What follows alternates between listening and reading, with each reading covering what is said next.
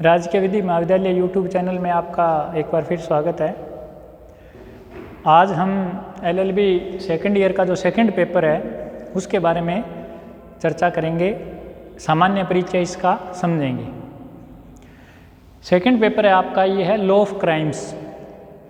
इस पेपर की इम्पोर्टेंस इतनी है कि जितने भी अपने जुडिशरी के एग्ज़ाम होते हैं, चाहे वो राजस्थान जुडिशरी हो चाहे कहीं और का हो, सब में ये पेपर आपके आता ही आता है, लॉ ऑफ क्राइम्स। चलो इसके बारे में हम स्टार्ट करते हैं। अपराधों की विधि। हमारे यहाँ दो प्रकार की विधियाँ पाई जाती है, एक होती है सिविल विधि और दूसरी होती है आपराधिक विधि।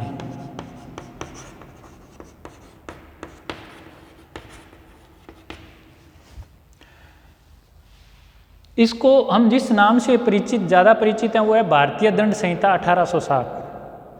भारतीय दंड संहिता 1860। तो सबसे पहले ये एक आपकी आपराधिक विधि है। सिविल विधि वो होती है जो आपके सिविल अधिकारों से संबंधित होती है। आपराधिक विधि अपराध से संबंधित जो विधि होती है वो अपराध विधि होती है। तो भारतीय दंड संहिता एक आपराधिक विधि है। अब हम ये जानेंगे कि भारतीय दंड संहिता क्या है, कहाँ से आई है, इसका उद्भव कैसे हुआ और क्यों हमें इसकी आवश्यकता हुई। जितने भी आप विषय पढ़ोगे, सबसे पहले आप जिस सब्जेक्ट को पढ़ते हो उसके बारे में आपको पता होना चाहिए कि उस सब्जेक्ट की एक तरह से परिभाषा क्या है। तो चलो स्टार्ट करते हैं। भारतीय दंड संहिता।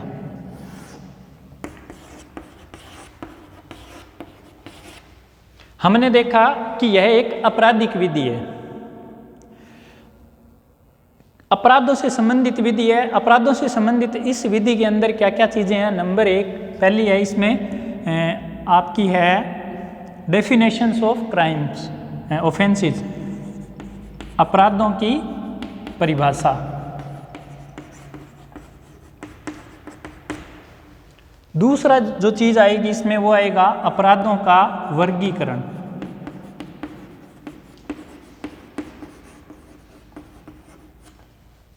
तीसरी चीज आएगी अपराधों के लिए दंड। और चौथी जो चीज हम पढ़ेंगे वो पढ़ेंगे सामान्य अपवाद।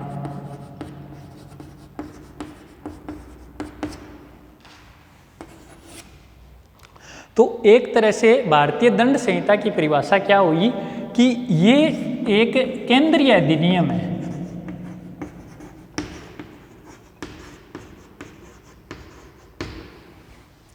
कैसे बना, क्यों बना, इसकी हम बाद में चर्चा करते हैं। सबसे पहले समझते हैं कि भारतीय दंड संहिता है क्या चीज़। भारतीय दंड संहिता एक हमारे पूरे देश के लिए एक सिमिलर दंड संहिता है। दंड क्या है, संहिता क्या है, ये हम आगे अभी पढ़ेंगे।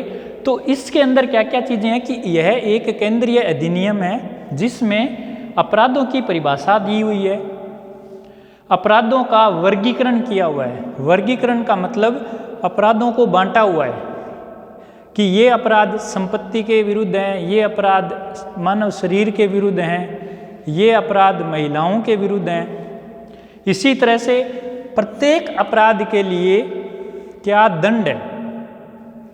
और चौथी चीज सामान्य अपवाद। इन द सेंस, सामान्य अपवाद मतलब कि ऐसी परिस्थितियां बताई हुई है जिनमें किसी व्यक्ति को आपराधिक दायित्व से छूट मिल सकती है।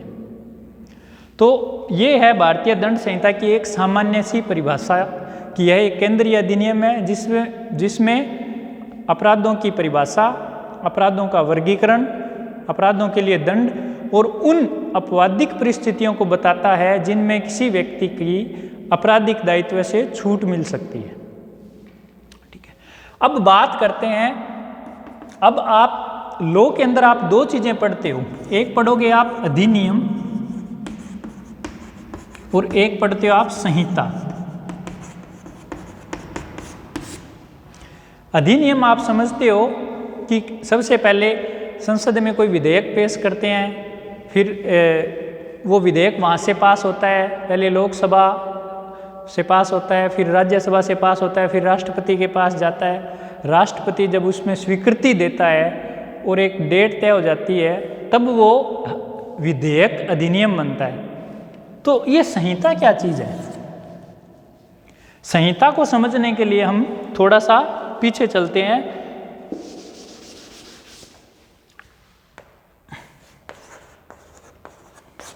लीगल हिस्ट्री के अंदर आपने पढ़ा होगा फर्स्ट ईयर के अंदर 1833 का राजपत्र अधिनियम।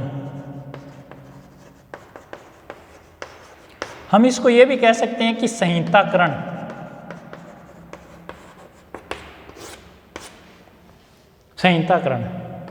संहिताकरण अधिनियम। ये अधिनियम क्या था और इसके बाद ये अधिनियम क्या था कि संहिता क्या होती है कि प्राचीन समय में जो विधियां थी वो सारी अलिखित रूप से थी, उनका कोई निश्चित प्रारूप नहीं था और ना ही कोई निश्चित दंड था। किसी भी अपराध के लिए कोई निश्चित दंड नहीं था। ठीक है, तो तब 1833 में एक अधिनियम आया जिसको बोलते थे हम संहिताकरण अधिनियम। इस अधिनियम के आधार पे जितने भी अलिखित कानून थे उन कानूनों को लिखित रूप प्रदान किया गया, वैज्ञानिक तरीके से, क्रमबद्ध व्यवस्था से, लिखित रूप से उनको एक जगह इकट्ठा कर दिया गया। इस चीज़ को हम बोलते थे संहिता। हमारे यहाँ दो प्रकार के लॉ होते हैं। एक होती है संहिताबद्ध विधि, जो मैंने आपको बताई है कि पहले विधियाँ थी, अलिखित थी, उनको क्रमबद्ध व्यवस्था से, वैज्ञानिक तरीके से एक जगह उनको संकलित कर दिया गया, तो वो हो गई संहिता। एक होती है असंहिताबद्ध विधि। जैसे फर्स्ट ईयर के अंदर आप लॉ ऑफ टॉर्ट्स पढ़ते हो। लॉ ऑफ टॉर्ट्स है अपकृत्य विधि जिसको कहते हैं, वो असंहिताबद्ध अनकोडिफाइड लॉ बोलते हैं उसको। क्यों है? क्योंकि वो कहीं भी लिखित रूप से नहीं है। अगर हम देखेंगे तो इंग्लैंड का जो डिसीजन एक तरह से वो निर्णयों पे आधारित विधि है, इसलिए उसको बोलते हैं असंहिताबद्ध विधि। संहिताबद्ध विधि, ये विधियाँ पहले मौजूद थी, अलिखित रूप से थी, अपराध पहले भी होते थे, कानून पहले भी थे, लेकिन उनका कोई निश्चित प्रारूप नहीं था, कोई निश्चित रूप नहीं था, कोई निश्चित दंड नहीं था। जिस हिसाब से अपराध होता था उसका कोई सिस्टम नहीं था कि किस हिसाब से उसको दंड दिया जाए। कई बार गंभीर अपराधों के लिए कम सज़ा दी जाती थी और कम गंभीर के लिए ज़्यादा सज़ा दे दी जाती थी। भाई भतीजावाद चलता था अंग्रेज़ों के टाइम में। ठीक है, तब एक 1833 का जो अधिनियम आया उसने सभी विधियों को कोडिफाइड करना स्टार्ट किया। तो इसको स्टार्ट करने के लिए 1834 में एक बना प्रथम विधि आयोग।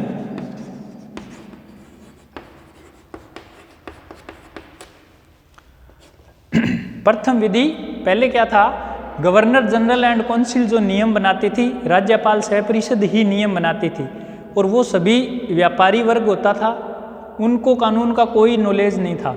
लेकिन 1833 का जो नियम आया, इसमें एक विधि आयोग बना दिया कि अगर कोई भी कानून बनेगा तो उस आयोग की परमिशन से ही बनेगा। प्रथम विधि आयोग, अब इसके जो अध्यक्ष थे लॉर्ड मैकॉले। चार मेंबर थे स्टार्टिंग के अंदर, फिर 5 हुए। लॉर्ड मैकाले इसके अध्यक्ष थे। सदस्य थे इसके एंडरसन, मैकलियोड,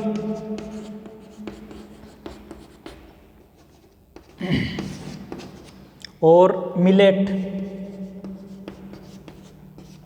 ये इसके अध्यक्ष, ये इसके सदस्य थे। तो सबसे पहले इस प्रथम विधि आयोग के अध्यक्ष और ये सदस्य, इन्होंने मिलके संहिताकरण का कार्य प्रारंभ किया। तो सबसे पहले इनको 1860 में आईपीसी को कोडिफाइड किया।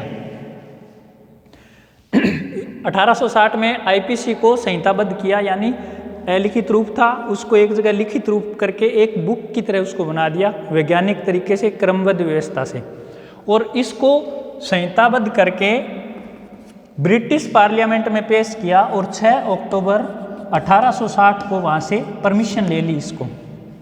भारतीय दंड संहिता को संहिताबद्ध करके 6 अक्टूबर 1860 को ब्रिटिश संसद से पास हो गया। और पूरे भारत में, क्योंकि उस टाइम अंग्रेजों का राज था, तो पूरे भारत में इसको 1 जनवरी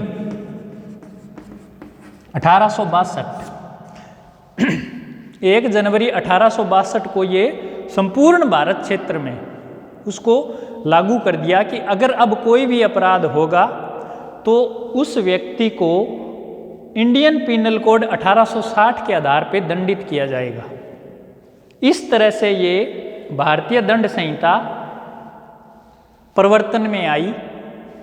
इसका ड्राफ्ट तैयार किया था लॉर्ड मैकाले का, और ये एंडरसन, मैकलियोड, मिलेट और एक एंड्रयू, ये इसके 3 मेंबर थे। इन्होंने मिलके संहिताकरण का प्रारंभ किया। पहले इसको आईपीसी को संहिताबद्ध किया, फिर अलग अलग जितने भी लॉ है, सिविल प्रक्रिया संहिता, दीवानी प्रक्रिया, आपराधिक प्रक्रिया संहिता, दंड प्रक्रिया संहिता जिसको बोलते हैं, तो इस हिसाब से इनका ये इंडियन पेनल कोड 1860 1 जनवरी 1862 को पूरे संपूर्ण भारत क्षेत्र में ये लागू हो गई। तो ये था संहिता बनने की इसकी कहानी थी। अब बात करते हैं दंड। अब क्योंकि ये आपराधिक विधि है, आपराधिक विधि है, तो सबसे पहले हमें ये पता होना चाहिए कि अपराध क्या है। अगर हम परिभाषा देखें तो अपराध का मतलब ऐसा कोई भी कार्य विधि द्वारा दंडनीय कोई भी कार्य, यानी आप ऐसा कोई भी काम कर देते हो जो कि कानून के अंदर जिसके लिए आपको पनिशमेंट मिलती हो, दंड मिलता हो, तो वो अपराध है। कुछ ऐसे कार्य हैं कानून की निगाह में तो वो गलत हैं, लेकिन उसके लिए आपको दंड नहीं मिलता, तो वो अपराध नहीं है। लेकिन आईपीसी की धारा सेक्शन 40 में अपराध को डिफाइन किया गया है, परिभाषित किया गया है कि क्या है कि इस संहिता के अंतर्गत दंडनीय कोई भी कार्य, यानी अपराध का मतलब सेक्शन 40 ये कहता है कि भारतीय दंड संहिता के अंतर्गत दंडनीय कोई भी कार्य है, या आगे ये भी लिखा हुआ है कि आईपीसी के अंदर दंडनीय कोई कार्य है, या किसी स्थानीय विधि, विशेष विधि या तत्समय प्रवर्त विधि।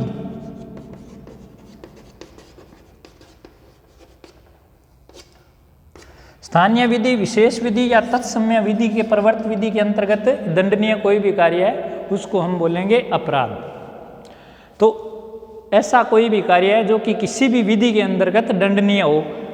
भारतीय दंड संहिता के अंतर्गत कोई दंडनीय कार्य अपराध है।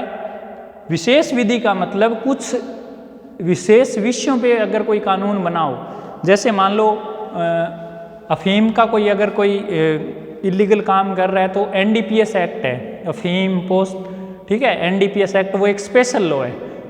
स्थानीय विधि कुछ लोकल लॉ है, पर्टिकुलर किसी विशेष भाग में लागू होने वाली विधि। तो वहाँ पे भी अगर ऐसा कोई कार्य करते हैं जिसके लिए दंड का प्रोविजन है तो वो अपराध कहलाएगा। तो आप सभी समझ गए होंगे कि अपराध क्या होता है, भारतीय दंड संहिता क्या है, कहाँ से आई है, कैसे लागू हुई है, ठीक है। अब आगे हम नेक्स्ट जो अपना लेक्चर है उसमें हम बात करेंगे कि अपराध के एलिमेंट्स क्या होंगे और अपराध के चरण क्या होंगे, कि किन किन तत्वों से मिलकर अपराध बनता है। हाँ, एक बात और है, अब अपराध है, अपराध के लिए इंडियन पेनल कोड है। अपराध एक ऐसा कार्य होता है वो संपूर्ण समाज के विरुद्ध होता है। और फर्स्ट ईयर में आपने अपकृत्य पढ़ा होगा, तो अपकृत्य एक पर्टिकुलर किसी व्यक्ति विशेष के प्रति होता है। कुछ ऐसे अपकृत्य जो जनसामान्य के प्रति होता है, लेकिन उससे कुछ वर्ग प्रभावित होता है। लेकिन अपराध एक ऐसा कोई भी कार्य है जिससे संपूर्ण समाज प्रभावित होता है। तो समाज के अंदर शांति व्यवस्था बनाने का काम, लॉ एंड ऑर्डर बनाने का काम क्या है, एडमिनिस्ट्रेशन का है। Administration in the sense of यानी यहाँ पे स्टेट की ड्यूटी है कि प्रत्येक व्यक्ति को वो सिक्योरिटी दे, प्रत्येक व्यक्ति को वो सुरक्षा दे, ये राज्य का कर्तव्य है। इसलिए आगे जितने भी हम कोई भी अपराध होगा, अपराध अगर कोई होगा तो वो अगेंस्ट स्टेट लिखते हैं, कहीं भी लिखेंगे तो कोई भी एक पार्टी और दूसरा ए वर्सेस स्टेट। और किसी भी अपराधी को सज़ा सुनाने का काम है वो न्यायालय करता है, और लेकिन जो सज़ा देने का काम है, मैं फिर से बोल रहा हूँ, सज़ा सुनाना, प्रोनाउंस करना और सज़ा देना, उसको लागू करना, वो स्टेट की ड्यूटी है, और प्रोनाउंस करना कोर्ट का काम है। तो हम ये कह सकते हैं कि सज़ा सुनाता है कोर्ट, लेकिन उस सज़ा को लागू कैसे किया जाएगा, कहाँ उस व्यक्ति को रखा जाएगा, तो वो कार्य स्टेट करता है। तो नेक्स्ट लेक्चर में हम करेंगे अपराध के एलिमेंट्स। दोबारा फिर जल्दी मुलाकात होगी। Thank you.